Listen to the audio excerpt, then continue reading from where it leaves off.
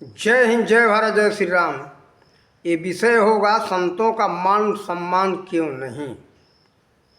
कई जगह हमारे सामने ये समस्या आ गया। लोग कहते हैं संत गृहस्थी हो चाहे फक्कड़ हो, ये लोग कहते हैं कि आजकल के समय में लोग संतों का कदर नहीं करते, यानी मान सम्मान नहीं करते। तो देखो, ये अपने अंदर देखना है कि आखिर हमारे में क्या कमी हो गई कि लोग नहीं मानते। सीधा ये समाज को दोषी नहीं ठहराना है कि समाज क्यों नहीं मानता, उसको देखो, लेकिन पहले अपने तरफ भी देख लो, हमारे अंदर कोई कमी तो नहीं है। अपने कमियों को दूर करो, उसके बाद देखो। इस संसार में हर तरह के लोग होते हैं, पहले भी थे, आज भी हैं। सभी लोग नहीं मानेंगे, जो उससे रुचि रखेंगे और जिनको संतों से प्रेम होगा वही संतों का कदर करेंगे, प्रेम करेंगे, उनका मान सम्मान देंगे। देखो, राक्षस विचार के यानी दुष्ट विचार के पहले भी थे, आज भी हैं। उनका संख्या अधिक हो चुका है। तो अब हम ये कहेंगे अपने संतों में ध्यान देना है, कमी क्या है। हम गृहस्थी के विषय में कहते, गृहस्थी हो चाहे फक्कड़ हो, सबके तो नियम सूत्र तो एक ही है। लेकिन सबसे बड़ी नज़दीक की बात है कि हमारे देश में संत कहाँ रह गए। अब फक्कड़ गृहस्थियों में हम कहते, देखो, पश्चिमी सभ्यता और संस्कृति से, वेशभूषा भाषा से सब लोग प्रभावित हैं, अंग्रेजियत से प्रभावित हैं, स्वयं अंग्रेज बन गए। संतों का वेशभूषा है नहीं, पैंट चाहिए, टाई चाहिए, अंग्रेजी वेशभूषा चाहिए, अंग्रेजी भाषा चाहिए। अपने अंदर तो देखो हम क्या करते। पहले बहुतों को हम क्या देखें, संतों में जो गृहस्थी है उनकी भी बात करते, हम फक्कड़ का तो नहीं। ये क्या करते कि जय श्री राम, जय श्री राधे, जय भोलेनाथ के जगह पर गुड मॉर्निंग, व्हाट्सअप इत्यादि क्या क्या अंग्रेजी में चल रहा है। हमको तो उतना आता नहीं, हम तो मूर्ख आदमी हैं। हम हिंदी जानते हैं, हिंदी थोड़ा सा जानते हैं, पूरा हिंदी तो बहुत बड़ा जानना बड़ी विद्वता की बात है। लेकिन आज लोग जय श्री राधे, और कहो भाई आप जय श्री राधे, जय श्री कृष्ण क्यों नहीं बोल रहे हो, जय श्री राम क्यों नहीं बोल रहे हो। अब तो ये मूर्खों का बात है। पहले ये सब गंवार थे, गंवार लोग बोलते थे। तो बताओ, बाय बाय टाटा अपने बच्चों को सिखाते कि बोल बेटा बाय बाय टाटा। अरे हम कहते क्या कर रहे हो, बाय बाय टाटा मत बोलो, जय श्री राधे, जय श्री राम, जय श्री कृष्ण, जय श्री राधे या जय भोलेनाथ। अब ये लोग ना कह करके अपने बच्चों को बाय बाय टाटा, दूसरे को भी खुद बोलना है तो bye bye tata, good morning ये बोलते।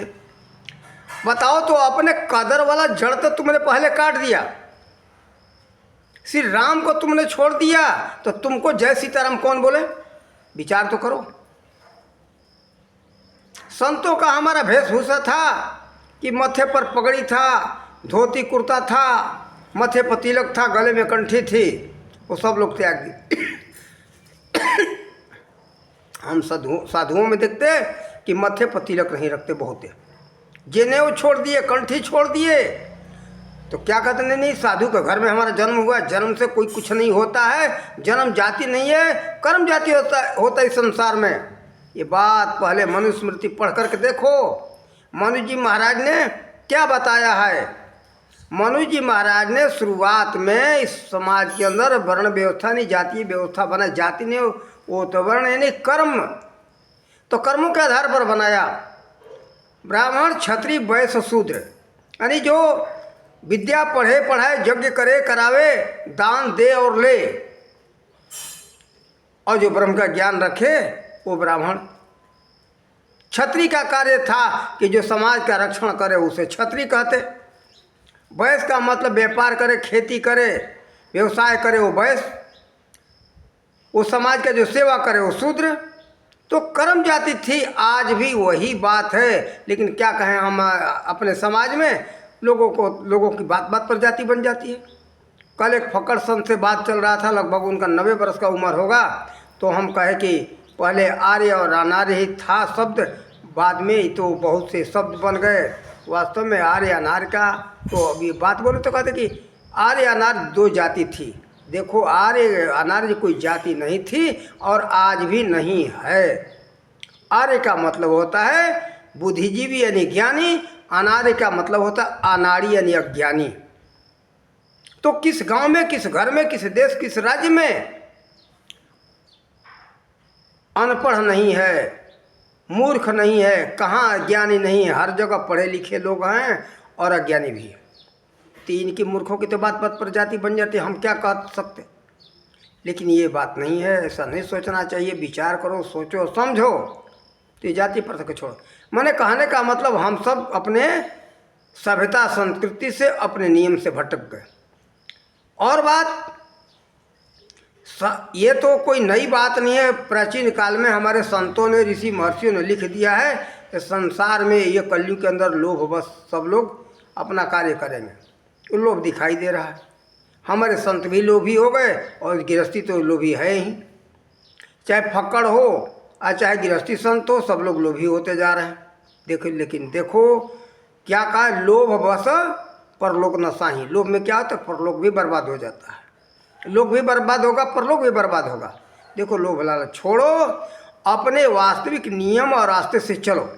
देखो, आज हमारे फक्कड़ संतों की बात करते। फक्कड़ संत हमारे क्या करते थे, मैं बचपन में देखा हूँ। उसके पहले तो और अच्छा रहा होगा। देखो, कर्मकांड पर अधिक ध्यान नहीं था। पहले हमारे संत उठे, स्नान किए, स्नान करके उसके बाद जब ठाकुर जी का स्नान कराना, उनका श्रृंगार करना, सेवा करना, इसमें ज़्यादा समय नहीं, बहुत कम समय में सारा कार्य करके आरती करने के बाद ध्यान करते थे, माला करते थे, आसन और प्राणायाम करते थे। वो सब देखो कि हम लोग कर रहे हैं। ध्यान बहुत जरूरी है। ध्यान से सब कुछ प्राप्त होता है। देखो, उसी के अंतर्गत मानसिक जप और मानसिक पूजन की भी बात आता है। ध्यान में मानसिक जप भी होता है और मानसिक पूजन भी होता है। और इस बाहरी स्थूल पूजन से कई गुना श्रेष्ठ है। देखो, उसमें कहीं से कोई वस्तु खरीद के लाना नहीं है, कहीं दूर जाना नहीं है। और दूर भी जाना है तो अंदर अंदर ही वो चला गया, वो कहाँ कैलाश पर्वत पर कहाँ से किस जंगल से फूल लेके आया, कौन कौन सामग्री लेके आया। साधक ये सब करते हैं। कहाँ से कौन कौन से मिष्ठान लेके आए, बाहर का विषय न, सब अंदर का विषय है। ध्यान करते हैं जो संत, उस बात को समझेंगे। मन से कहाँ पहुँच गए, गंगाजल लेके आ गए। उनका मन इच्छा हुआ कि चलो गंगोत्री से हम जल लेके आए।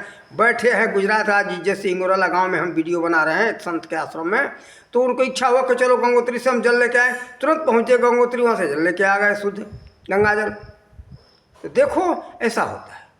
कहाँ से, किस तालाब से, कहाँ से सुंदर कमल का फूल लेके आना है, इस संसार में नहीं है। उनकी इच्छा हो गई कि चलो ब्रह्म कमल लेके आएंगे, जा करके वहाँ ब्रह्म कमल लेके आ गए हिमालय से।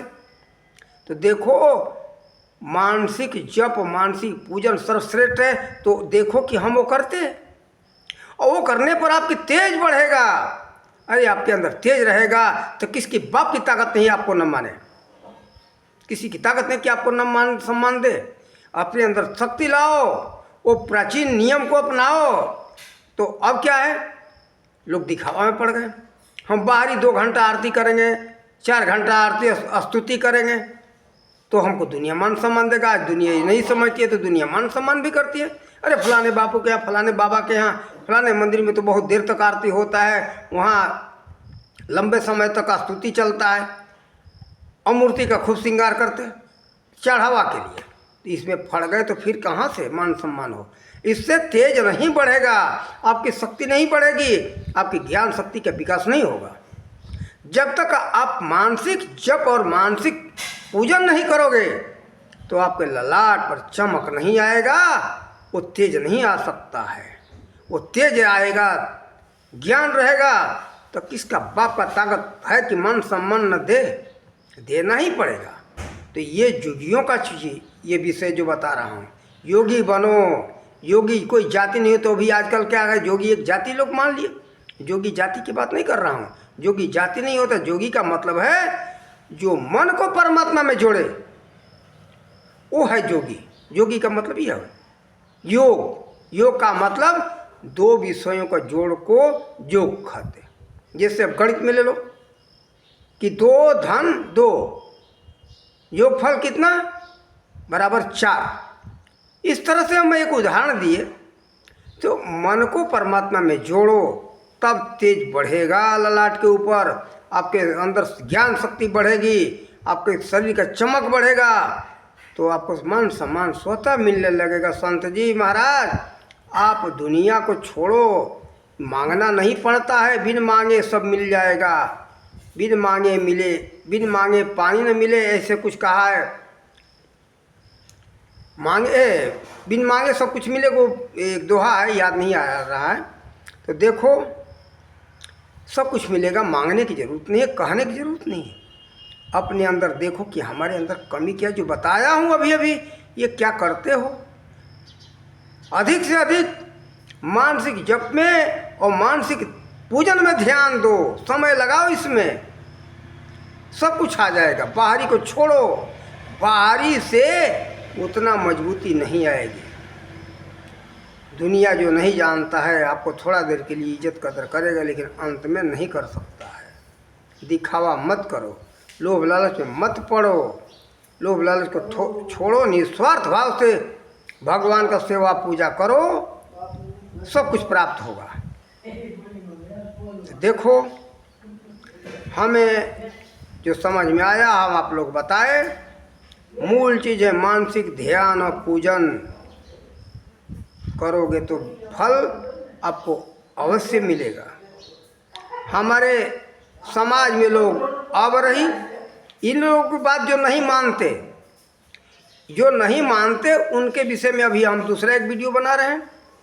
भारत को समझते नहीं, हिंदू समाज समाप्त होता जा रहा है, उसके विषय में हम दूसरा वीडियो बनाएंगे। ये वीडियो लंबा हो जाएगा, 12 मिनट 17 से 18 सेकंड का तो हो गया। और हम संतों के विषय में ये बात कहें, संत अपने रास्ता को छोड़े मत, संत अपने अपने रास्ते पर चलें। आप रास्ते पर चलोगे तो कोई प्रकार का कांटा नहीं गड़ेगा, कोई परेशानी नहीं आएगी, ठोकर नहीं लगेगा। रास्ता छोड़ करके चलोगे जंगलों में तो ठोकर लगेगा, कांटे गड़ेंगे। ठीक इस तरह से आप लोगों को रास्ते की बात बताया हूँ। अपना अपना रास्ता पकड़ लो और आप लोग का सब सुधार हो जाएगा, दुनिया में मान सम्मान मिलेगा। इन्हीं शब्दों के साथ वाणी का विराम देते। जय हिंद, जय भारत, जय श्री राम।